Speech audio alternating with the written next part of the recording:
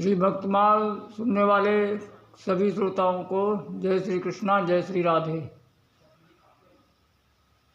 हम सब 24 अवतार भगवान की कथा सुन रहे हैं और भगवान ने एक अवतार में नरसिंह भगवान का अवतार लिया।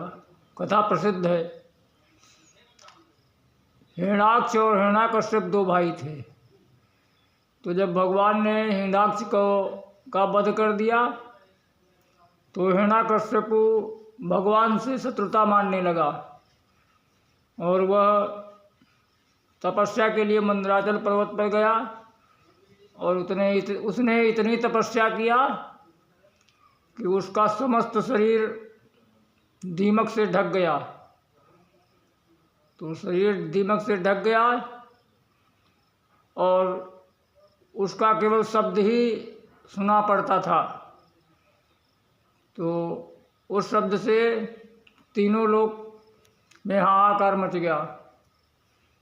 तो ब्रह्मा जी प्रकट हुए और उन्होंने कहा कि हे कश्यप नंदन, तुम सिद्ध हो गए हो, तुम्हारी तपस्या सिद्ध हो गई है और तुम उठो। ब्रह्मा जी कहते हैं उत्तिष्ठोत्तिष्ठ भद्रं ते तपो सिद्ध्योऽसि काश्यपा। हे काश्यप नंदन, हिरण्याकश्यपु, तुम उठो और तुम्हारी तपस्या सिद्ध हो गई। और ऐसा कहकर भगवान ब्रह्मा ने अपने कमंडलू से हिरण्याकश्यपु के शरीर पर जल डाल दिया।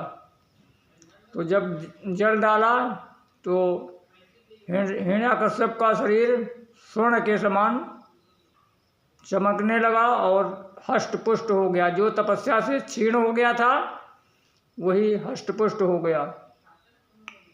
तो वह ब्रह्मा जी के चरणों में गिर पड़ा और ब्रह्मा जी ने उठाया और कहा कि वरम ब्रूयात, वर मांगो। तब हिरण्याकश्यप कहता है कि प्रभु मुझे अजर अमर बना दो। तो ब्रह्मा जी कहते हैं कि भैया अजर अमर तो मैं भी नहीं हूँ, तुझे कहाँ से बना दूँ? इसके सिवा तुम और जो भी वर चाहो तो मांग सकते हो। तब तो हिरण्याकश्यप ने वर मांगने चालू किया। कहने लगा ना भीतर मरूं, ना बाहर मरूं, ना अस्त्र से मरूं, ना शस्त्र से न मरूं, और संपूर्ण सृष्टि में तुम्हारे द्वारा बनाए हुए किसी भी जीव से न मरूं, और ना ही 12 महीने के किसी महीने से मरूं, और ना ही कोई भी अस्त्र शस्त्र से ना मरूं। जब इतने वर मांगे तब ब्रह्मा जी ने कहा कि अरे बस बस करो भैया, बस, और चलो ठीक है, मैं तुमको इतने वर देता हूँ क्योंकि तुम्हारे इतनी तपस्या भी किसी ने नहीं किया। और ब्रह्मा जी ने हिरण्याकश्यप को तथास्तु कह दिया और कहकर चले गए। अब हिरण्याकश्यप ने सोचा कि भाई अब तो मैं अजर अमर हो ही गया, जब सृष्टि में किसी से मरूंगा ही नहीं तो अजर अमर तो हो ही गया। अब तो ये महाराज इसने 10 दिशाओं के जितने भी दिक्पाल थे उनको ये पकड़ लाया। इंद्र को पकड़ लाया और कहता है कि चलो झाड़ू मारो। वरुण देव से पानी भरवाता है। तो इस प्रकार जब देवताओं को ये परेशान करने लगा तो सभी देवता बेचारे रोने लगे और वो ब्रह्मा जी के पास गए। ब्रह्मा जी ने कहा कि भाई अब तो ये वरदान पा गया है, चलो भगवान विष्णु के पास चलते हैं, वही कोई निकालेंगे। तो भगवान विष्णु के पास गए। तब भगवान विष्णु ने कहा कि देवताओं घबराओ मत, मैं ऐसा करूँगा कि इसका ये जो पुत्र है वही एक महान भक्त होगा और उसी के पुकारने पर मैं आऊँगा, तब इसका मैं सर्वनाश करूँगा।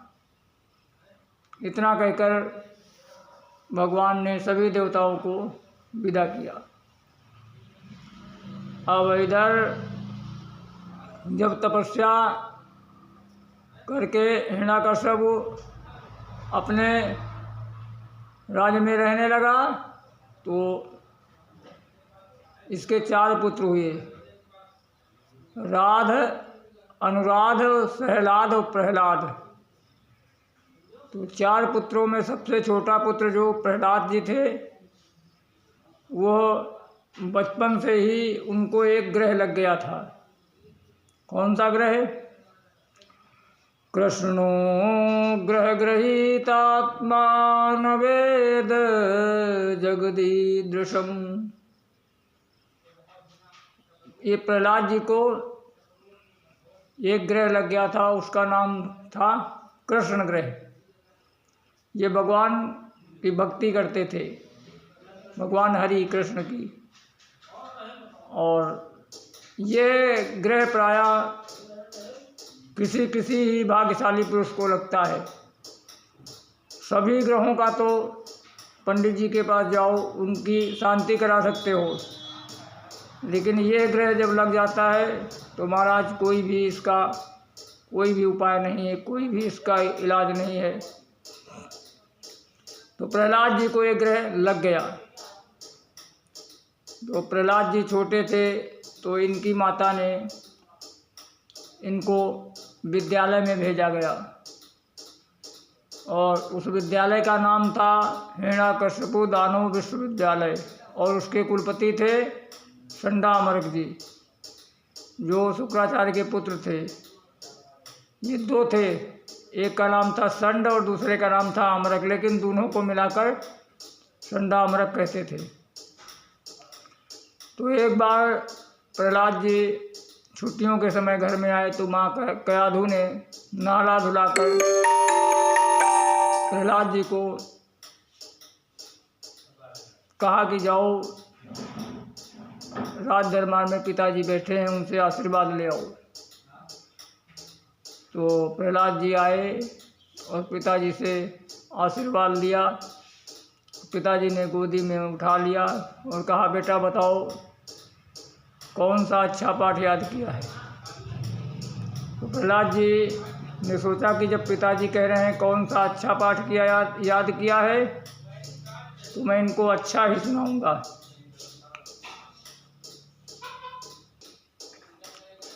तो प्रहलाद जी कहते हैं कि तत्साधु मन्ये सुरवर देहिनां सदा समुद्विग्नधियां सद्ग्रहात् हित्वात्मपातं गृहमन्धकूपं वनं गतो यदि हरिमाश्रयेत् वनं गतो यदि हरिमाश्रयेत्। प्रहलाद जी कहते हैं कि पिताजी, ये मैं और मेरे का चक्कर छोड़कर और ये मैं मेरे का छोड़कर और तत्साधु मन्ये सुरवर्य देहिनां सदा समुद्विग्नधियां सद्ग्रहात्। और ये जो तुम्हारा चित्त है, ये सदैव ही उद्विग्न रहता है। तरह तरह की कामनाओं के कारण ये चित्त उद्विग्न रहता है। तो इसके लिए ये जो गृहस्थ का संसार है, इसको छोड़ दो।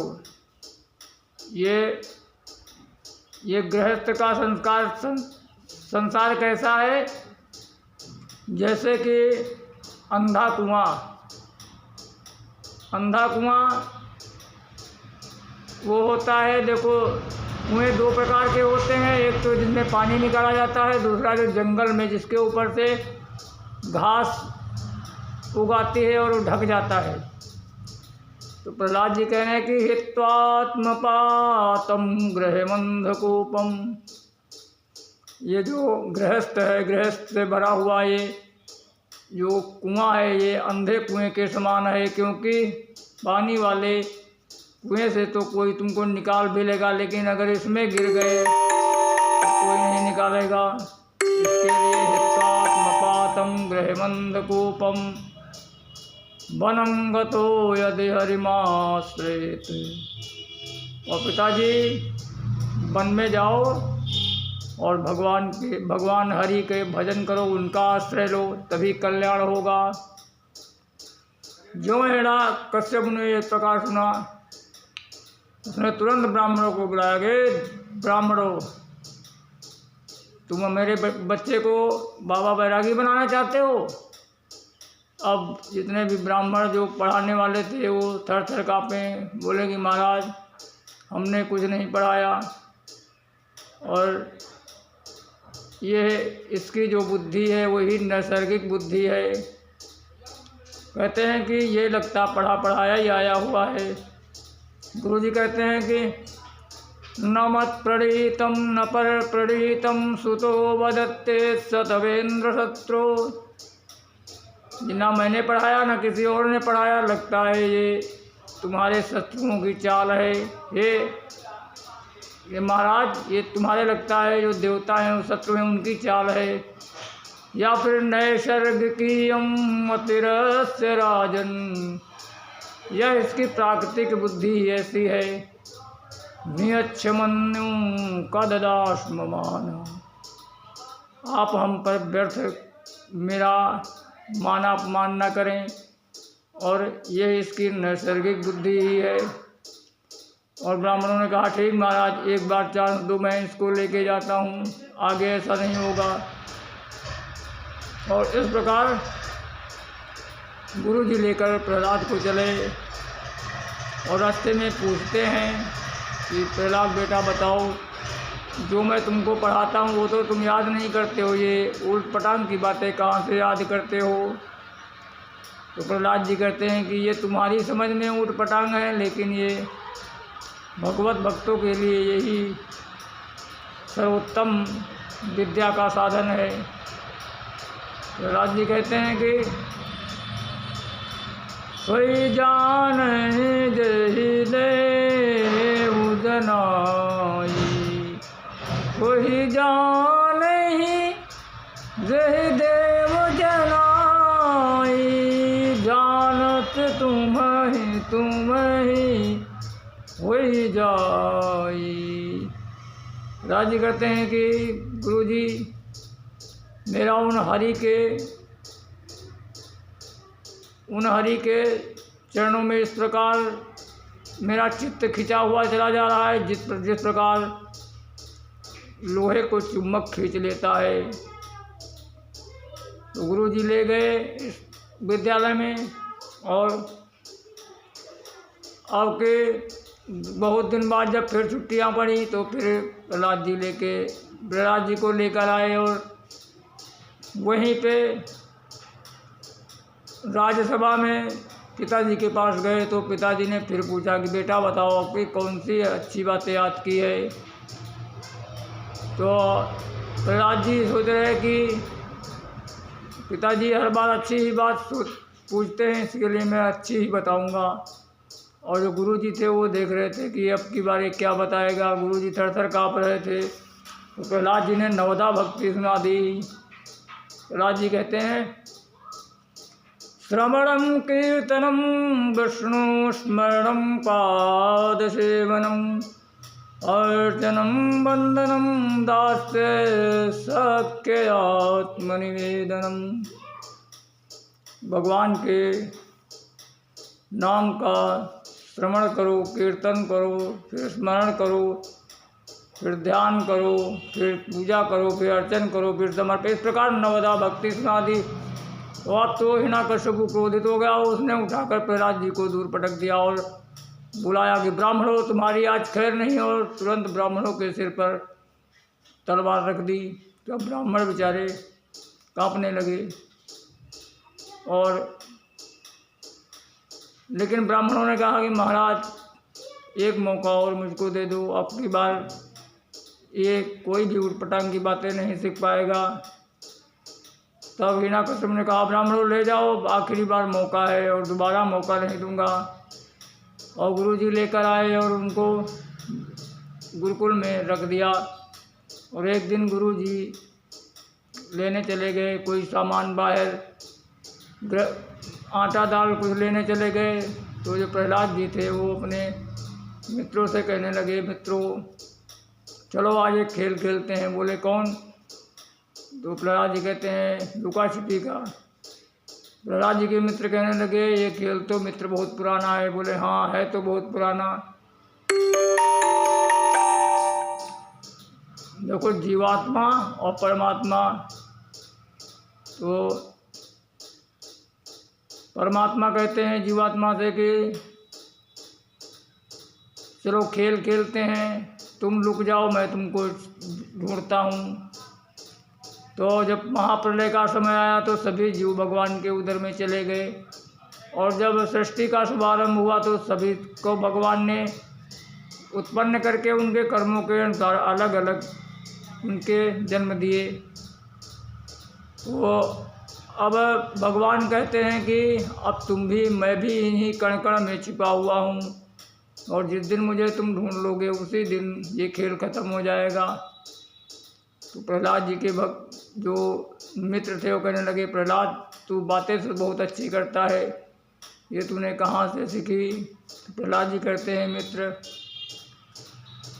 जब नारद भगवान मेरी माता को उपदेश दे रहे थे तो मैंने गर्भ में सुन लिया था। और मेरे पिताजी तपस्या करने गए थे, उसी समय मैंने गर्भ में सुन लिया था, लेकिन मेरी माता ने नहीं ध्यान दिया और मैंने ध्यान से सुना। तब प्रहलाद जी के मित्र कहने लगे मित्र तभी गुरु जी कहते हैं कि तू पढ़ा पढ़ाया आया है। और इस प्रकार गुरु जी ने प्रहलाद जी ने कहा कि सब लोग भगवान के नाम का कीर्तन करो। सभी बालक कीर्तन करने लगे और उतने में गुरु जी आ गए। गुरु जी ने देखा कि जो प्रहलाद की बीमारी थी वही सभी बच्चों में फैल गई। तो उन्होंने जाकर महाराज को बताया कि महाराज गजब हो गया। बोले क्या हुआ? बोले जो बीमारी तुम्हारे पुत्र में थी वही उसने सब पूरे गुरुकुल में के विद्यार्थियों के फैला दिया। अब तो हिरण्यकश्यप आया और आकर तुरंत ही प्रहलाद को उसने खूब डांटा और कहा बता तेरा वो भगवान कहाँ है? तो प्रहलाद जी कहते हैं कि मेरा भगवान सब जगह है। तो उनके पिता कहते हैं कि क्या खम्भे में भी है? बोलते हाँ खम्भे में भी है। वासो यदि सर्वत्र कस्मात स्तंभे न दर्शते, कला मुझे तो नहीं दिख रहा है। हिरण्यकश्यप कहता है, प्रहलाद जी कहते हैं मया तो दर्शते, मुझे तो दिख रहे हैं। और जो है हिरण्यकश्यप ने खम्भे पर प्रहार करने के लिए अपनी तलवार उठाकर जो ही खम्भे में मारा तो वहीं खम्भे को फाड़ते हुए नृसिंह भगवान प्रकट हो गए। बोलो नृसिंह भगवान की जय। और नृसिंह भगवान ने अपने भक्त की रक्षा के लिए खम्भा फाड़ कर प्रकट हो गए। सत्यम विधातु निधिभृत्य भाषितम स्तंभे सभायाम नमृगम न मानुषम।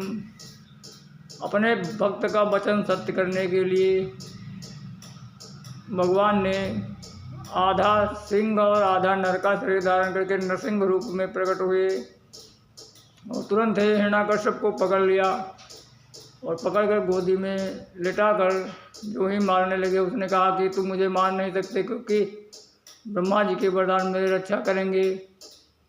तो भगवान कहते हैं कि ब्रह्मा जी को मैं बनाता हूँ, ब्रह्मा जी मुझको नहीं बनाते। तो बोलता ना अस्त्रते मरू ना शस्त्रते। तो बोलता है कि ये जो नाखून है यही तुम्हारे लिए ऑपरेशन का काम करेंगे। अब हिरण्यकश्यप कहता है कि ना दिन में मरूँ ना रात में। बोला ये संध्या का समय है, ना दिन है ना रात है, संधि बेला है, दिन और रात की संधि का समय है। तो कहता है ना 12 महीने में कोई महीने में ना मरूँ। तो भगवान कहते हैं जो पुरुषोत्तम मास है तेरे लिए स्पेशल बनाया है। और इतना कहकर भगवान ने हिरण्यकश्यप का पेट चीर कर उसके आंतड़े निकाल कर आंतड़ों की माला पहन ली। बोलो हिरण्यकश्यप भगवान, बोलो नृसिंह भगवान की जय। इस प्रकार नृसिंह भगवान ने अपने भक्त प्रहलाद की रक्षा किया और उसके लिए नृसिंह भगवान का अवतार धारण किया। ये कथा नृसिंह भगवान अवतार की थी। अब अगली कथा अगले पार्ट में। जय श्री कृष्णा, जय श्री राधे।